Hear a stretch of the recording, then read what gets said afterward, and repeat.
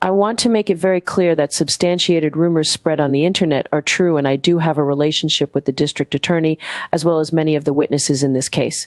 So what if my father represented Chris Albert in a hit-and-run case much like this one? That's just how it is, Mr. Jackson. You're in Massachusetts now. I'm very confident my obvious bias will destroy any trust the public has in the judiciary. In fact, I fully intend on breaking every rule in the book, but only in as much as I can plausibly deny, and after that I'm going to flip the bird at anyone who complains. Mr. Iannetti, no more, of course, please. I don't need the hyperbole. I have no comment on whether I like ambush or don't like ambush. It's a word I've heard from both sides. Stop using it, or the air conditioner gets it. This is taking more time than it should. Cut to the chase, Mr. Jackson. Just make your point. Mr. Lally, this is a good time to object, but please don't tell me why you're objecting. We don't need it on the record, otherwise we can't deny it at appeal. Okay. Look, if you don't keep your voices up, the air conditioner gets it, okay? Excuse me?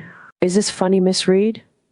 Jurors, I understand you have come to a unanimous decision on counts 1 and 2, but I'm not going to acknowledge it, otherwise we can't railroad Miss Reed into a life sentence for daring to challenge us instead of pleading out like she should have done from the start.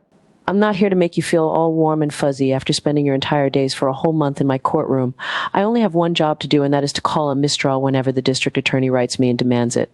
Take a seat, Mr. Iannetti. It's not your turn to speak. As I was saying, quit your whiny complaints about not being allowed to ask me any questions or tick the correct boxes on the jury slip. That is how we agreed to screw each and every one of you from the outset, by conspiring with the jury foreperson and making sure you play ball.